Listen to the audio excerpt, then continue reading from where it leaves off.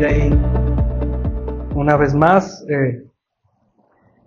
Hemos estado en este trayecto maravilloso en el Evangelio de Juan. Y yo no sé para ustedes, yo espero, yo anhelo que esté siendo una bendición enorme. El apóstol Juan ha estado revelando acerca de la deidad de nuestro Señor Jesucristo.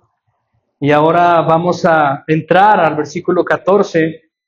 Él ha estado hablando acerca de la luz del Señor que alumbra a todo hombre. Y ahora va a comenzar a hablar acerca de el Verbo encarnado. Es interesante, hermanos, notar que los primeros 5 siglos de la Iglesia siempre estuvo siendo atacada esta doctrina de la encarnación del Logos. Los primeros 5 siglos de la Iglesia primitiva siempre estuvo defendiendo la doctrina de la encarnación de Jesús.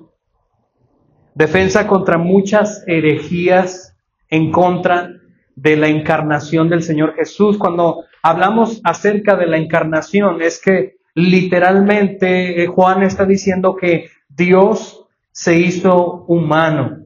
Y eso es un misterio.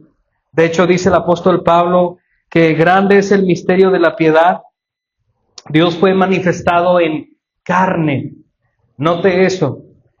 Los primeros 5 siglos de la Iglesia siempre estuvieron peleando contra muchas herejías que estaban en contra de que el Logos o Dios se había encarnado. Y algunas personas, fíjense lo que creían. Voy a hablar rápidamente algunas doctrinas heréticas. ¿Sí tengo? Gracias. Algunas doctrinas heréticas que hablaban en contra de la encarnación de Cristo. Y ahorita vamos a ver qué es lo que Juan dice acerca de esto. Unos creían que Jesús no tenía un espíritu humano, sino que el espíritu divino de Dios llegó cuando Juan bautizó a Jesús.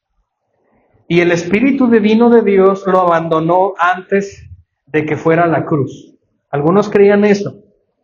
Otros decían que el bautismo de Jesús, ese mismo bautismo, o de que no tenía un espíritu humano, sino que su espíritu divino se unió con él en el cuerpo de Jesús. Otros creían que Jesús fue un ser creado y por lo tanto inferior al Padre. Otros creían que Jesús era un hombre en quien Dios habitaba, pero todas estas perspectivas de la encarnación del Señor, todas estas fueron totalmente erradas, heréticas y fallaron fatalmente. Y la Iglesia, hermanos, estuvo defendiendo constantemente de estas doctrinas o de estas formas de pensar acerca de cómo Dios se hizo humano. Y ellos pensaban, unos creían, como ya lo decía, que el Espíritu de Dios vino sobre Jesús cuando fue bautizado por Juan el Bautista. Escucha eso. Y otros creían que esa misma teoría o esa misma forma de creer, que ni era teoría, el Espíritu de Dios lo abandonó cuando él iba a ser crucificado. Pero eso presenta un gran problema porque la Iglesia, de hecho hubo un concilio, la verdadera Iglesia rechazó todas estas cosas y hubo un concilio que se llamó, o que fue el concilio de Calcedonia en el 451, y permítanme leerles un extracto de ese concilio o lo que llegaron a formar para defender la encarnación de Cristo, de Dios. Dice: siguiendo a los santos, enseñamos todos a una voz que ha de confesarse uno y el mismo Hijo, y esta es la declaración: nuestro Señor Jesucristo, el cual es perfecto en divinidad y perfecto en humanidad, verdadero Dios y verdadero hombre, de alma racional y cuerpo consubstancial al Padre según la divinidad, y asimismo consubstancial a nosotros según la humanidad, semejante a nosotros los seres humanos en todo, pero sin pecado. Esta declaración fue muy importante para la Iglesia porque dejó muy en base o por sentado que Dios, Cristo Jesús, fue hecho carne. Y Él fue un 100% hombre, así como nosotros. 100% humano, 100% carne. Pero también por otro lado, Él es 100% Dios.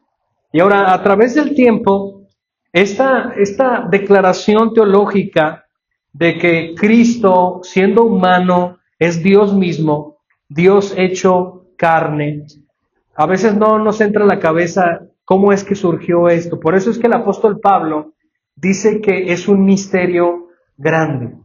Es un misterio grande, que el Logos, el Verbo, lo que estuvimos viendo en el versículo 1, ese Dios infinito que hizo los cielos y la tierra, que no tenía cuerpo, porque Él siempre ha existido, entró a la humanidad, entró al tiempo, entró a la materia, haciéndose un ser humano. Y es mi intención esta mañana predicar acerca de Cristo, el templo de Dios. Y vamos a estar leyendo los versículos 14 al 18.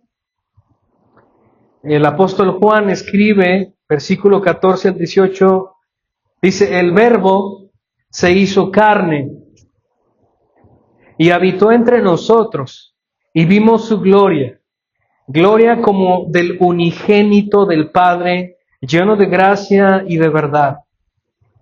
Juan dio testimonio de él y clamó: este era del que yo decía, el que viene después de mí es antes de mí porque era primero que yo. Versículo 16.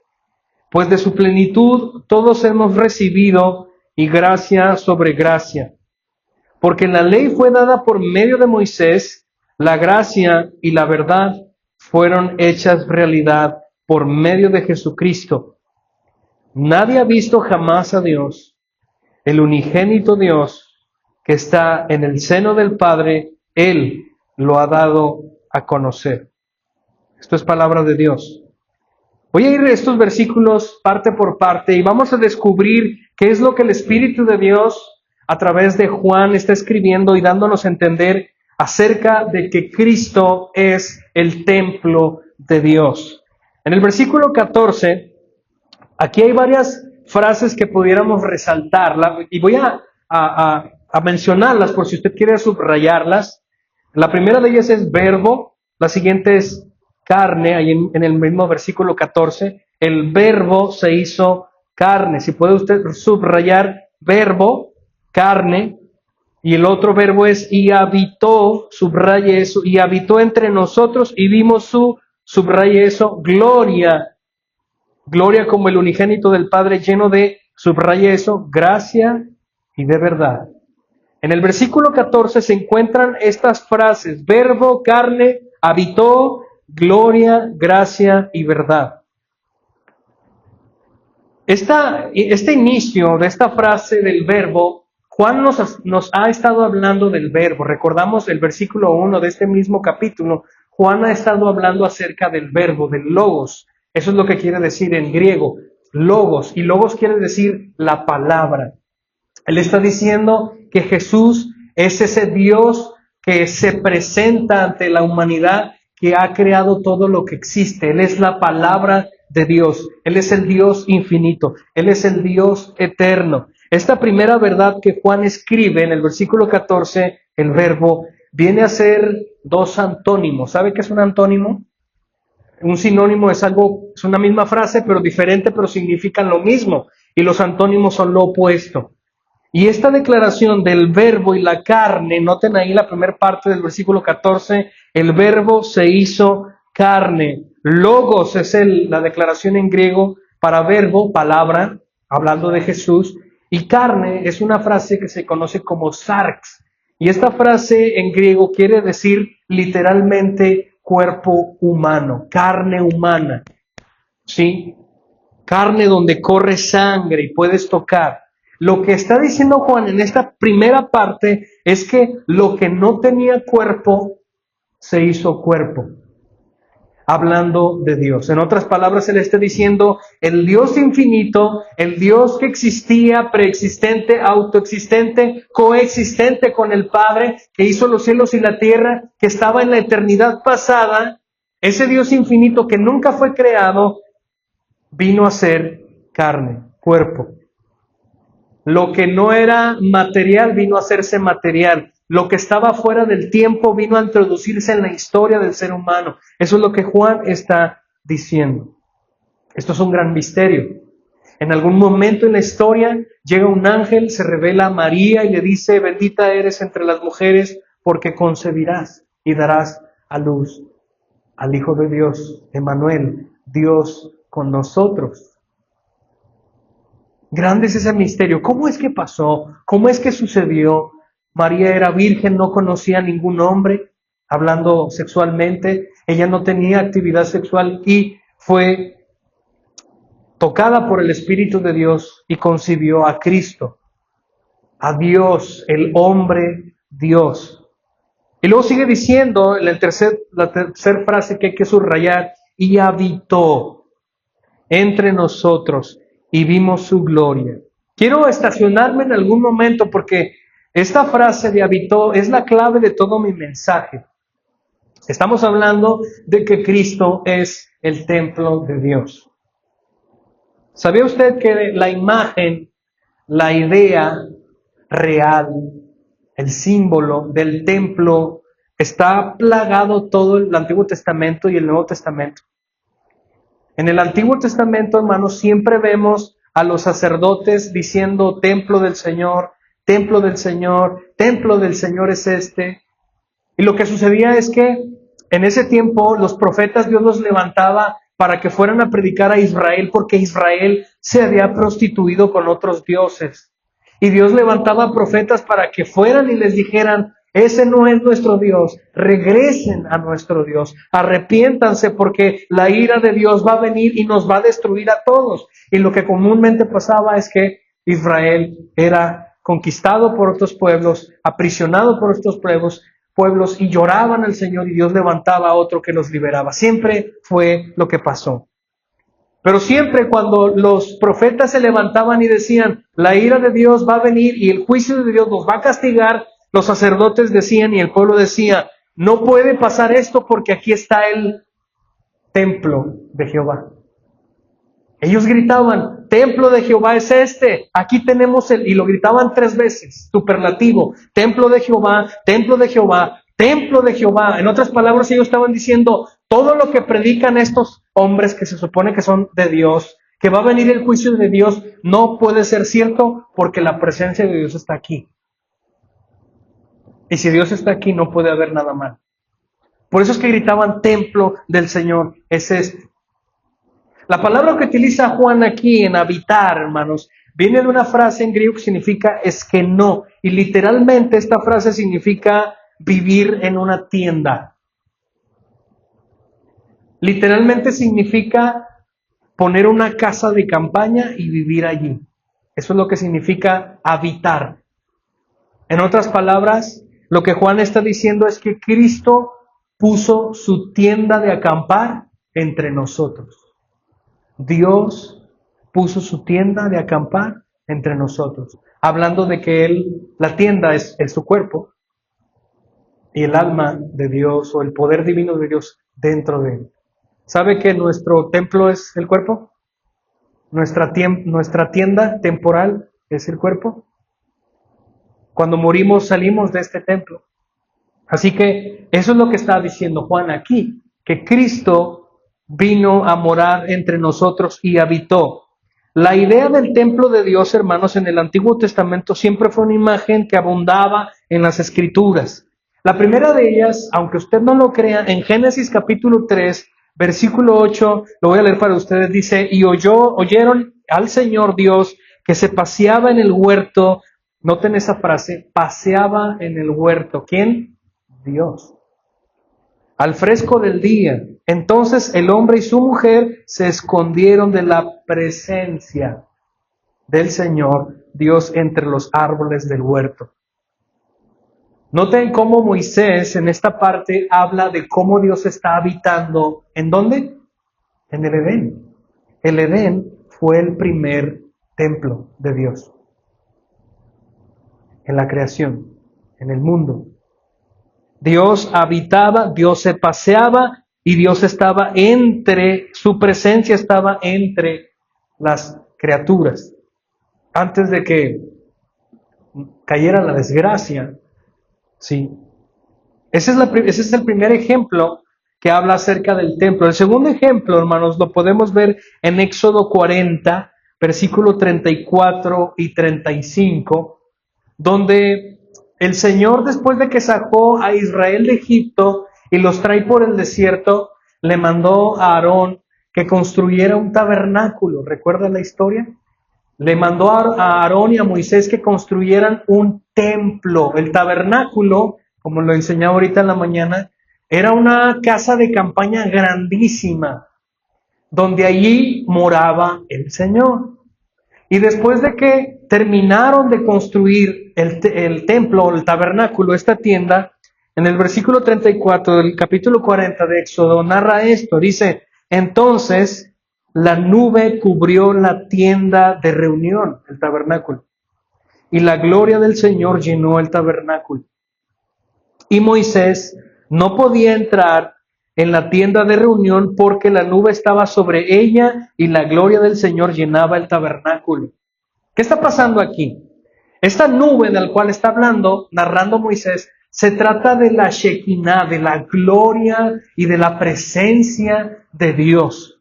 Cuando terminaron de construir el tabernáculo y todos los artefactos, Dios se puso simbólicamente, bueno, no simbólicamente, más bien a través de una nube, dando a entender que él iba a tomar posesión del tabernáculo. Y más adelante, en el versículo 35, dice que Moisés no podía entrar a la tienda de reunión. ¿Por qué? Porque la gloria del Señor la llenaba. Ahora, toda esta situación de que Dios le mandó a hacer un tabernáculo, noten, Dios le mandó a hacer un tabernáculo para que Dios morara allí, para estar cerca de su pueblo. ¿Saben dónde estaba el tabernáculo? El tabernáculo estaba en el centro de la ciudad, donde todas las tribus estaban rodeando. Y cuando la nube se alzaba y se movía, todos empezaban a recoger sus casas, sus tiendas, el tabernáculo, y comenzaban a caminar delante del Señor.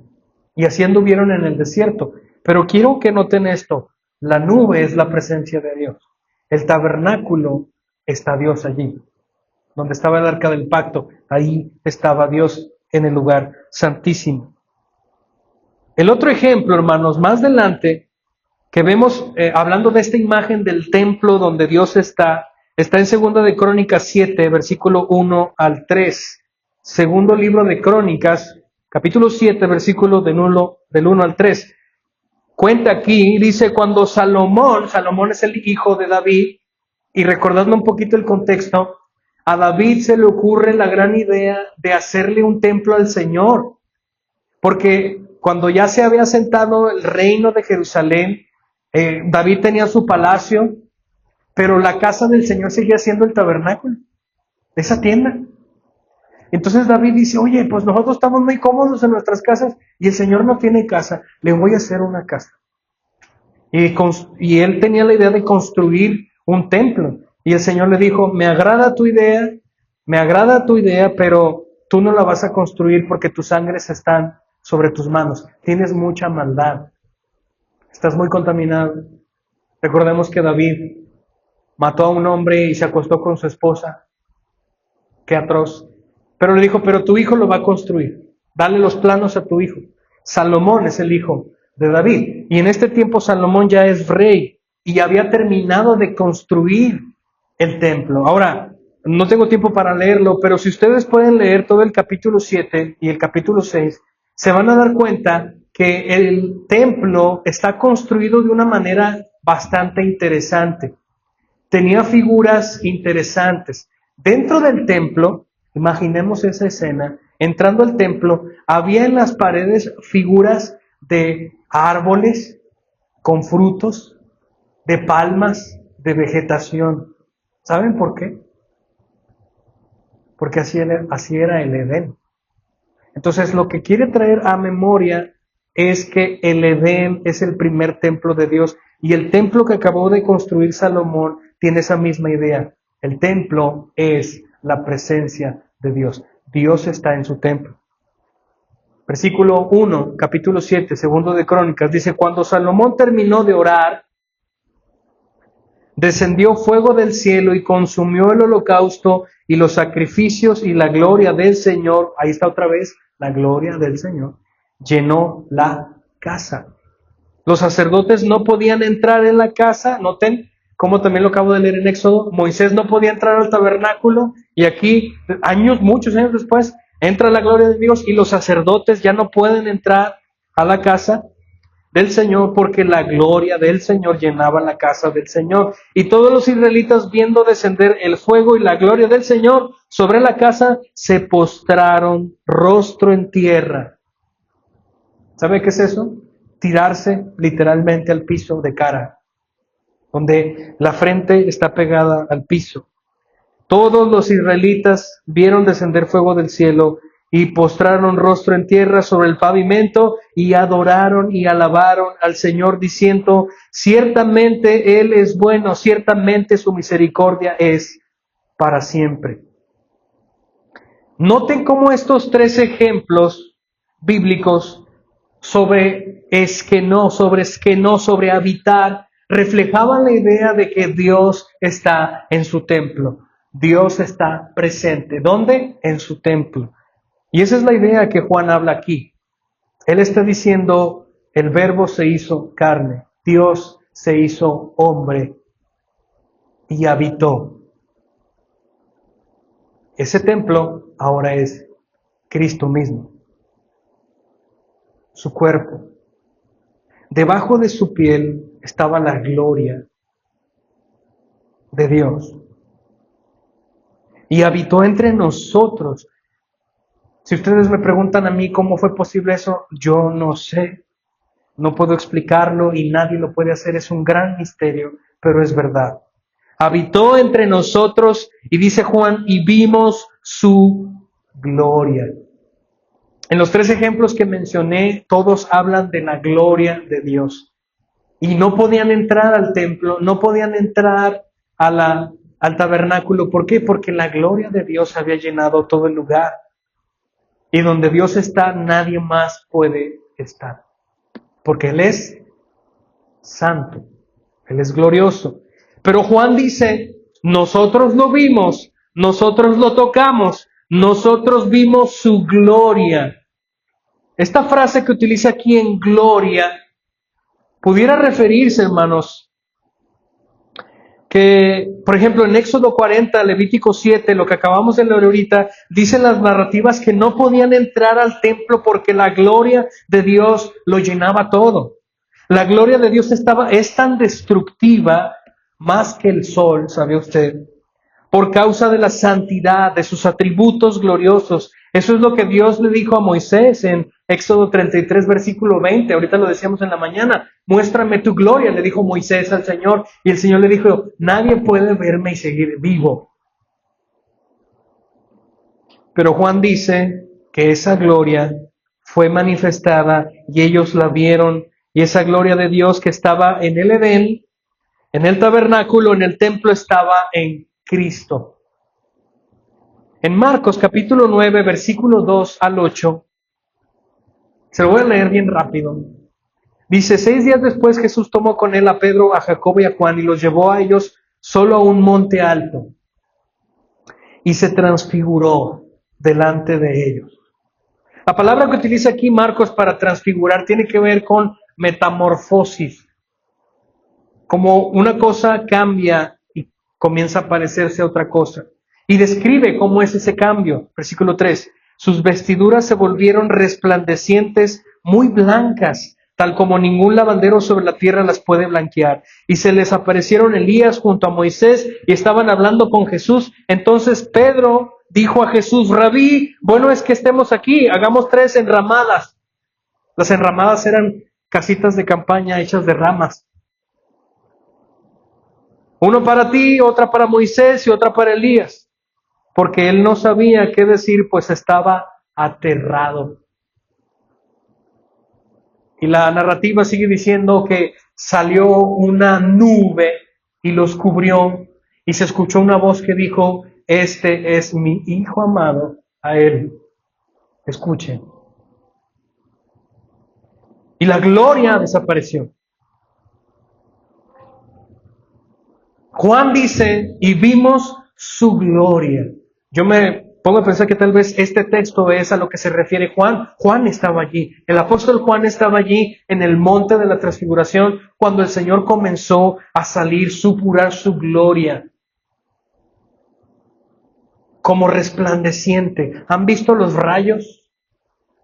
Cuando hay tormentas de rayos en las madrugadas. En una ocasión, el Señor me concedió con mi familia estar en una playa muy bonita, y estábamos en la playa en la noche, en la arena, y estaba todo oscuro, no se podía ver nada, pero había una tormenta eléctrica a lo lejos, y por milisegundos se miraba el resplandor de los rayos, y alumbraba todo lo que estaba allí. Algo así parecido, no igual, pero algo así parecido fue el cuerpo del Señor Jesús, como un rayo que ilumina todo a su alrededor. Esta ilustración, Juan dice que ellos vieron la gloria de Dios en Cristo. Está hablando de que el Logos se encarnó y habitó entre nosotros, se hizo hombre. Esa gloria del Antiguo Testamento que miraban en Dios en el monte Sinaí, es esa misma gloria que ellos estaban viendo en Cristo, hecho carne, el hombre Dios. Y dice Juan detalladamente que esa gloria que ellos vieron era gloria como del unigénito del Padre.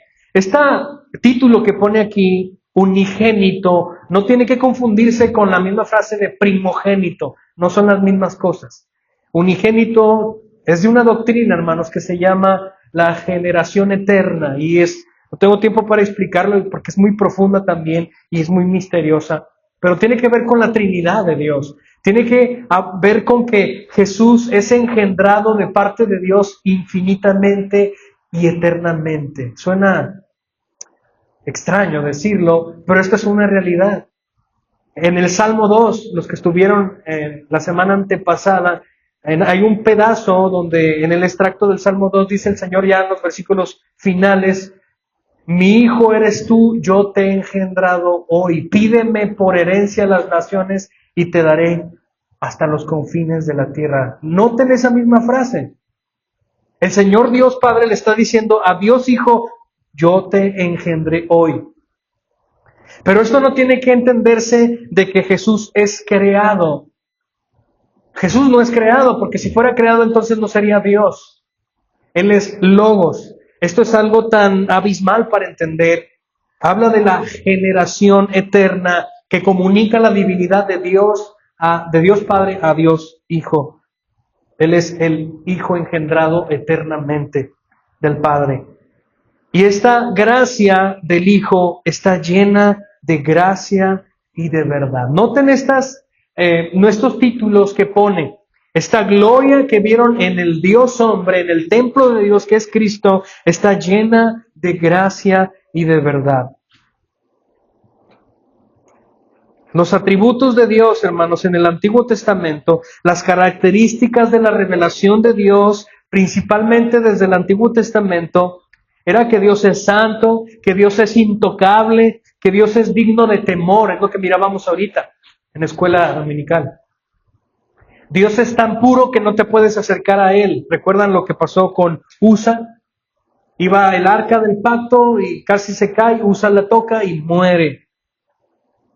No puedes jugar con la santidad de Dios, no te puedes acercar al Señor porque Él no es como tú, nada es como Él.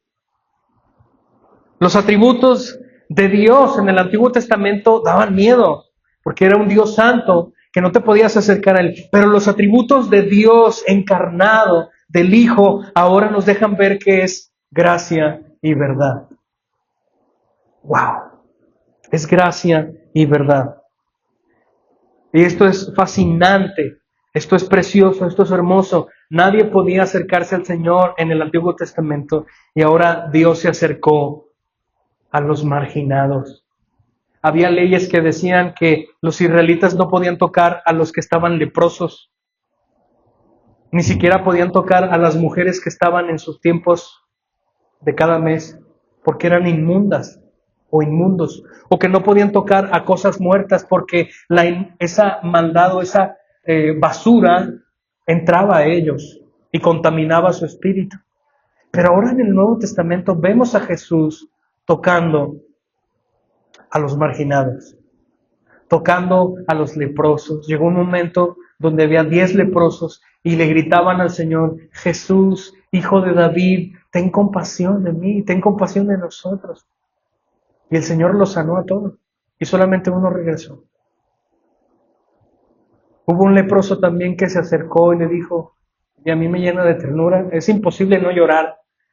Se tiró al piso y le dijo: Rabí, si quieres puedes sanarme. Si quieres puedes sanarme. Él estaba leproso. Los leprosos eran marginados. Ellos vivían a las afueras de la ciudad. Nadie quería nada con ellos. Ellos tenían campanas. Porque cuando iban caminando, si había una persona sana, escuchaba la campana, ahí vienen los leprosos, vámonos. Y él llega, se hinca ante el Señor Jesús y le dice: Maestro, si tú quieres, puedes sanarme. Y el Señor extendió su mano y le dijo: quiero, sé sano. Y al instante fue sano. Este Dios encarnado, vimos su gloria llena de gracia y de verdad. Esta gloria de Cristo vino a ser revelada para salvar. Es lo que Juan está diciendo. Esta gloria que está siendo revelada en Cristo está llena de gracia y de verdad. Vino para salvar. Estos atributos nuevos de la gloria que a lo mejor no se alcanzaron a distinguir completamente en el Antiguo Testamento, porque no podemos decir que Dios no fue misericordioso en el Antiguo Testamento. Claro que Él fue misericordioso en el Antiguo Testamento, tuvo gracia en el Antiguo Testamento, pero no se pudo ver a la potencia como ahora se ve. De hecho, Juan 12:47 dice: si alguno oye mis palabras y no las guarda, yo no le juzgo, porque no vine a juzgar al mundo, sino a salvar al mundo. En el Antiguo Testamento vemos los atributos de Dios que consumen el pecado y a los pecadores, pero ahora vemos la gloria de Dios en Cristo que vino a salvar a los pecadores. Esta gloria que Dios tiene, que Cristo tiene, esta gloria de Cristo vino a ser revelada para salvar, regalando inmerecidamente la gracia. Eso es la gracia. ¿Sabe qué es eso? La gracia es un regalo que no puedes hacer absolutamente nada para ganártelo. Sin embargo, lo tienes.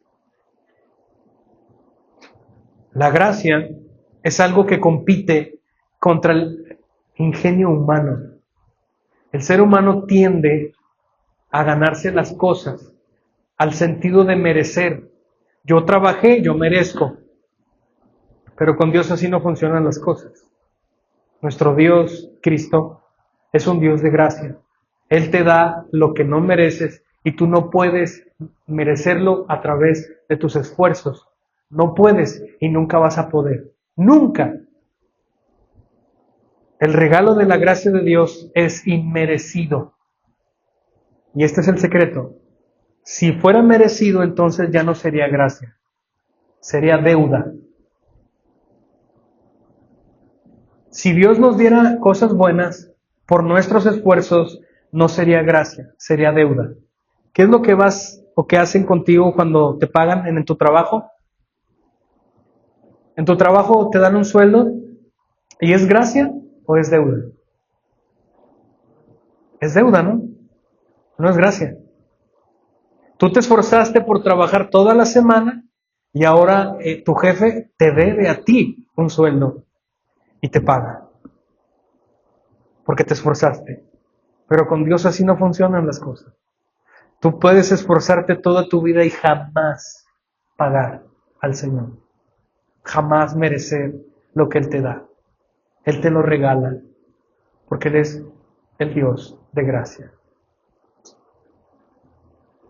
Vimos su gloria llena de gracia y de verdad. A lo que Juan se refiere aquí a estos atributos, gracia y verdad, es el regalo inmerecido que te salva. ¿Y saben cómo encontramos esa salvación? A través de la verdad. Por eso es que Juan pone aquí, esa gloria de Cristo que vimos en el monte, lo vimos en su carácter lleno de gracia y de verdad. ¿Cuál es esa verdad? Al Señor le dijeron aquí mismo en Juan 14:6, ¿qué dijo el Señor? Ese pasaje muy conocido: yo soy el camino y la vida y la verdad.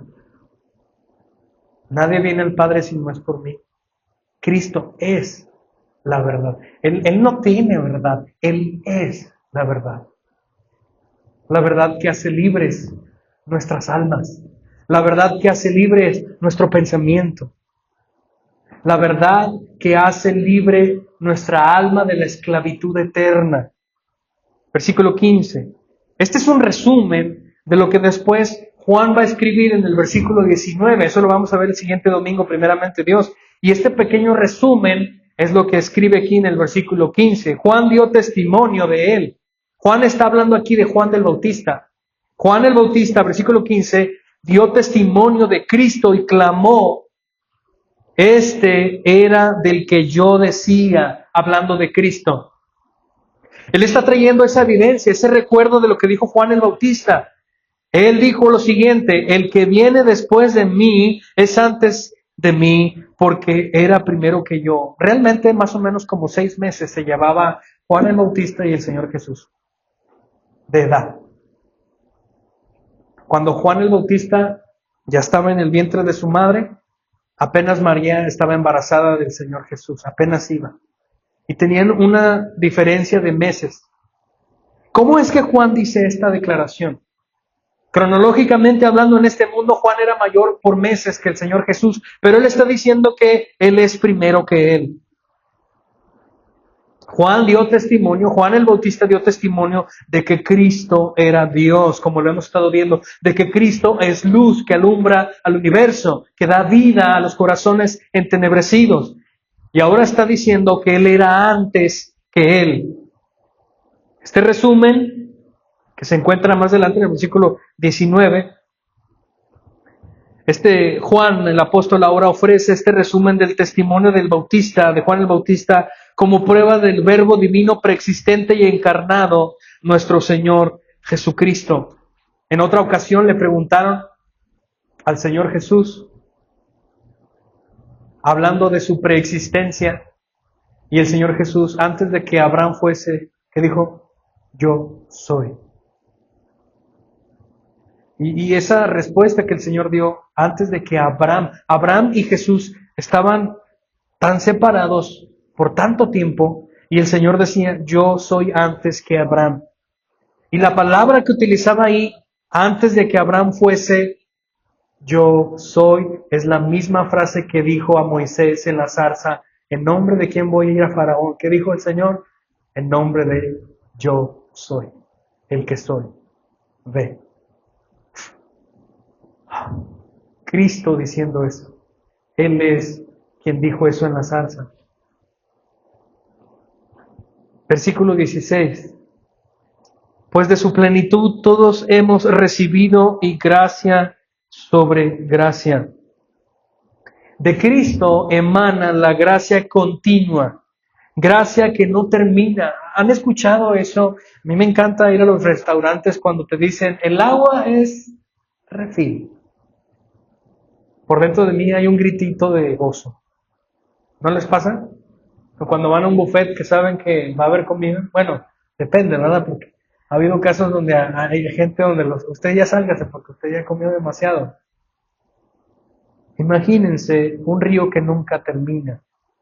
Gracia sobre gracia que no termina. Cristo es ese Dios de gracia que tiene favor inmerecido para todos y nunca termina. No disminuye. Esta gracia es un regalo que no puedes merecer, sin embargo, te ha sido dado gratis. Y aquí hablando de la gracia, hermanos, como dice Juan, todos hemos participado de su bondad, de su gracia. Es una realidad. El hecho de que estemos vivos ahorita habla de la gracia de Dios. El hecho de que hay gente que no conoce al Señor, que está allá afuera y está vivo y tiene trabajo y tiene salud, aunque no lo conozcan, es gracia común que Dios ha dado a la gente. El hecho de que mañana salga el sol es la gracia común de Dios. Pero Hay otra gracia que viene de este Dios, de este mismo Dios, que es una gracia que se le conoce como la gracia especial. Y esa gracia da vida a los muertos. Esa gracia da luz a los que están en oscuridad. Y de esa gracia es de la cual está hablando Juan. Gracia sobre gracia. Esta gracia que salva de la ira de Dios. Esta gracia, este regalo que te separa de la condenación, porque tú y yo fuimos los culpables que merecemos el infierno. Eso es verdad y nadie puede contradecirlo. Y el Señor se ha puesto delante de nosotros y nos ha librado, nos ha dado gracia. De su plenitud todos hemos recibido y gracia sobre gracia.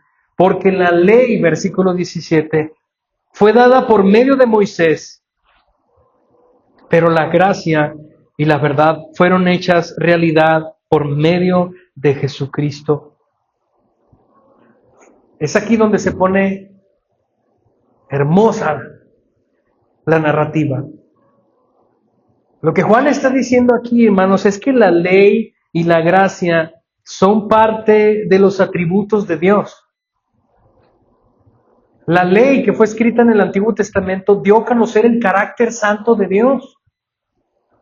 Pero la gracia también es parte de quién es nuestro Dios. Son parte de sus atributos.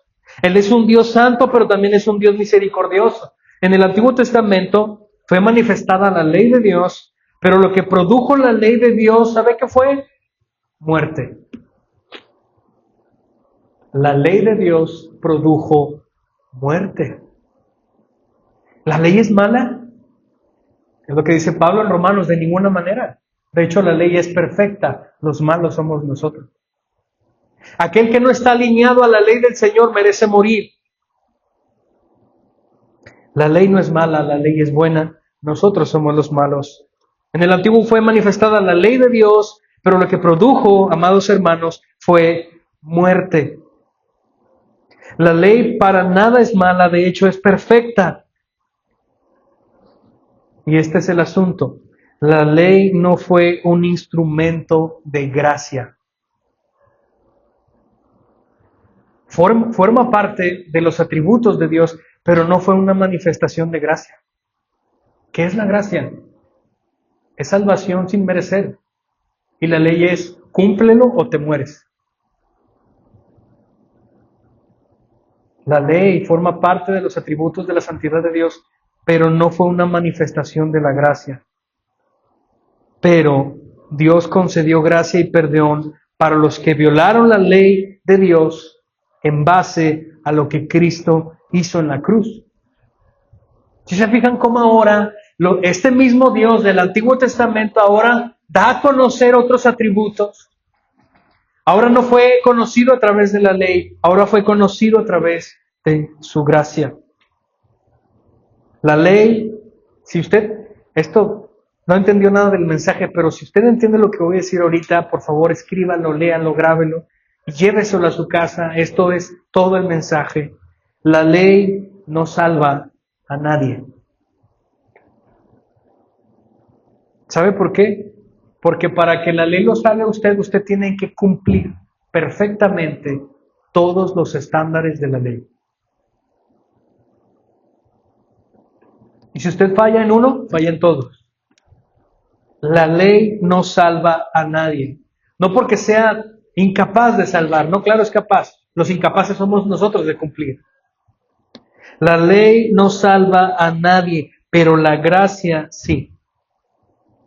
A través de la verdad. Cristo es la verdad de Dios que salva. Es lo que está diciendo aquí. La ley fue dada por Moisés. El atributo de Dios en el Antiguo Testamento fue a dar su santidad, las reglas. Si no las cumples, mueres. Pero la gracia y la verdad fueron hechas realidad por medio de Jesucristo. El mismo Dios del Antiguo Testamento, el Dios invisible, fue hecho visible ahora en Cristo. Y ahora nos manifestó sus atributos de gracia y de verdad. ¡Qué maravilloso! Versículo 18 y final. Nadie ha visto jamás a Dios. Pero el unigénito Dios que está en el seno del Padre, Él lo ha dado a conocer. Nadie ha visto a Dios jamás. Primera de Timoteo capítulo 6, versículo 16 dice, el único que tiene inmortalidad y habita en la luz inaccesible, a quien ningún hombre ha visto ni puede ver, a Él sea la gloria y el dominio eterno. Amén. Él habita en un lugar donde nadie puede acceder. Nadie ha visto a Dios jamás. Ya lo decíamos ahorita en la clase. Muéstrame tu gloria, le dijo el Señor, Moisés al Señor. El Señor dijo, nadie puede verme. Los serafines se tapan sus rostros porque no pueden ver al Señor de cara. La razón, hermanos, del por qué en Marcos 9 no murieron cuando vieron la gloria de Cristo fue porque la gloria de Cristo estaba velada. ¿Han visto a veces? Yo recuerdo cuando estábamos pequeños, no nos gustaba dormir en oscuridad y mi papá prendía un foco, pero ese foco era tan fuerte que nos molestaba y no nos dejaba dormir. Entonces lo que hacía es que colgaba una tela y la velaba.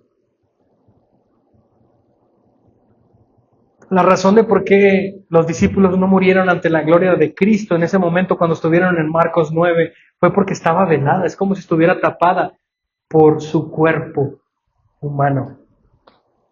Debajo de la piel del Señor se encontraba la gloria. Esa gloria que llenaba el templo, que no dejaba entrar a nadie.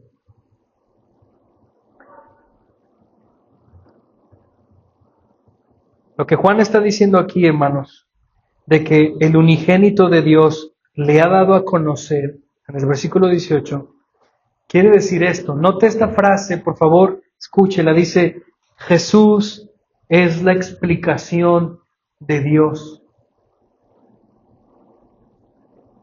Jesús es la explicación del Dios inaccesible. Él es la respuesta a la pregunta, ¿cómo es Dios? Cristo es esa respuesta. Le preguntaron al Señor Jesús en Juan 14, 7 al 9, Él diciendo, si ustedes me hubieran conocido, también hubieran conocido a mi Padre.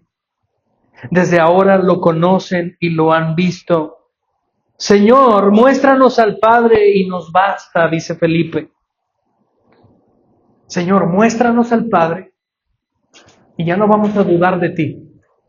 Y el Señor Jesús les dice, versículo 9, tanto tiempo he estado con ustedes y todavía no me conoces, Felipe.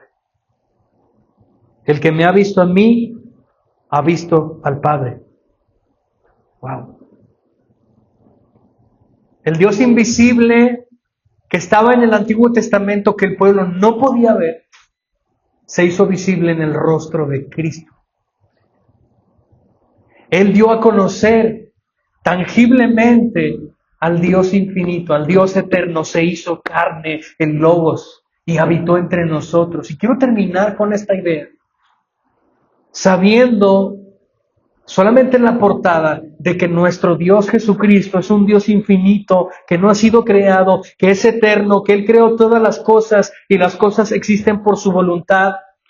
Conociendo que Él es nuestro Dios santo, que habita en un lugar inaccesible, que nadie se puede acercar a Él, Él quiso acercarse a nosotros.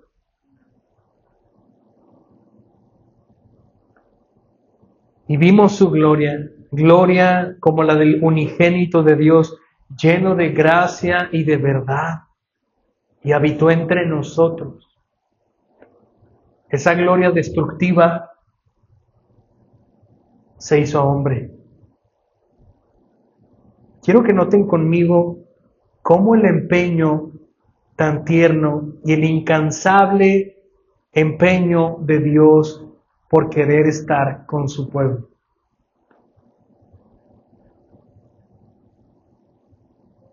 Quiero que lo noten conmigo.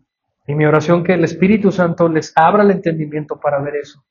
Cómo nuestro Dios, que está lleno de fuego abrasador por su santidad, se ha propuesto estar contigo. Y lo hizo a través de su Hijo Cristo Jesús. El Verbo se hizo carne. Se hizo un templo donde la presencia de Dios está. Cristo es Dios. Y la gloria de Dios está en Cristo. Y anduvo entre nosotros, caminando. Nótenlo en su imaginación. El Señor Jesús entre las calles, entre el polvo, entre los animales que caminaban allí, entre la gente, entre la multitud. Hubo un momento donde estaba tan apretujado, todos querían hablar con Él, todos querían pedirle sanidad, todos querían pedirle algo al Señor Jesús, y una anciana se acerca a lo lejos. Ella tenía una enfermedad de toda su vida, tenía un flujo de sangre, y había gastado toda su fortuna en médicos, y en vez de sanar, empeoró. Y vio al Maestro caminar.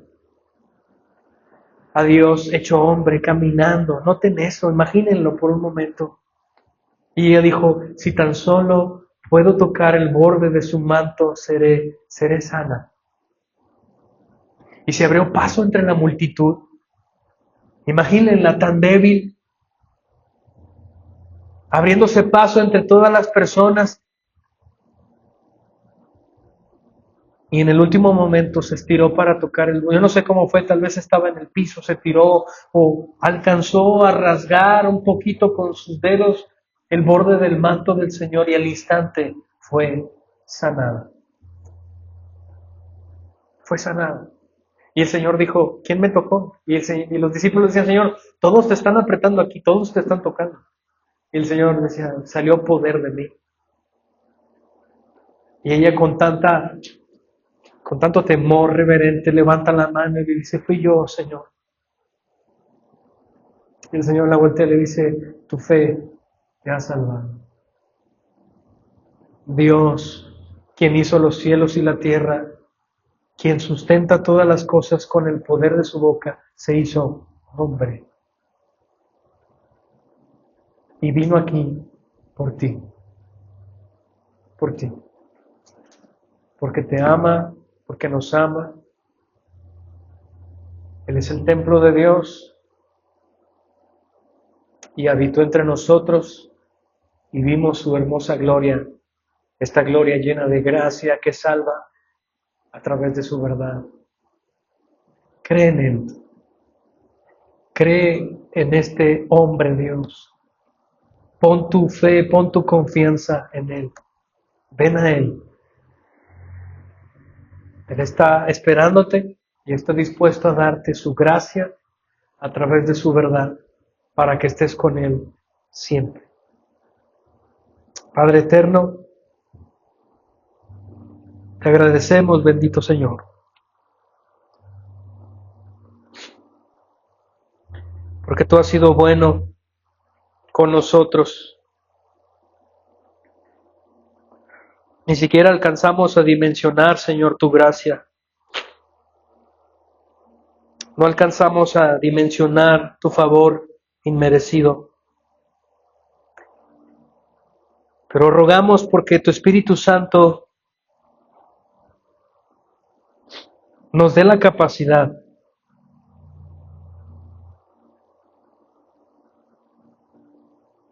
para poder contemplar el favor inmerecido que tú nos has dado.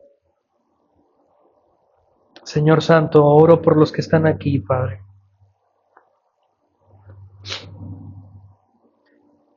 Para que tú salves sus almas.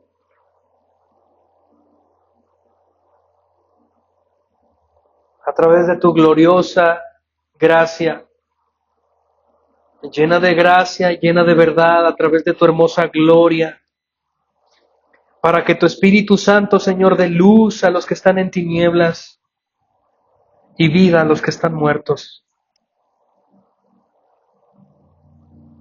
Que estas palabras que están siendo expuestas cada domingo, Señor, produzcan fruto y vida en los corazones que no te tienen.